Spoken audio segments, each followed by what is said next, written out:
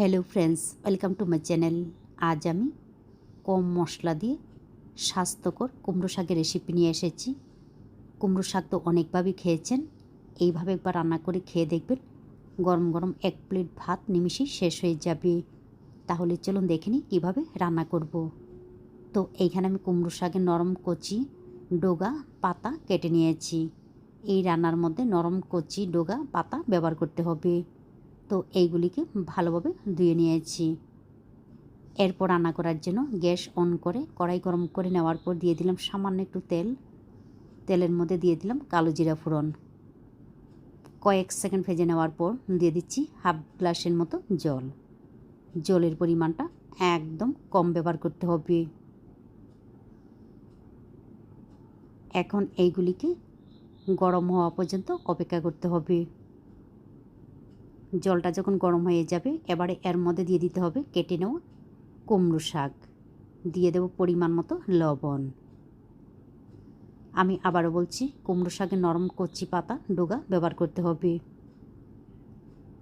তো এইগুলিকে মিশিয়ে নেওয়ার পর মিডিয়াম টু লো ফ্লেমে ঢাকনা দিয়ে রান্না করব। ঢাকনা ছাড়াও কিন্তু রান্না করতে পারেন। ঢাকনা দিয়ে রান্না করলে কুমড়ো শাকের কালারটা চেঞ্জ হয়ে যায়।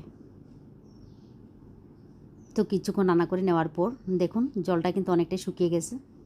এবারে এর মধ্যে দিয়ে দিতে হবে সর্ষে কাঁচা লঙ্কা বাটা।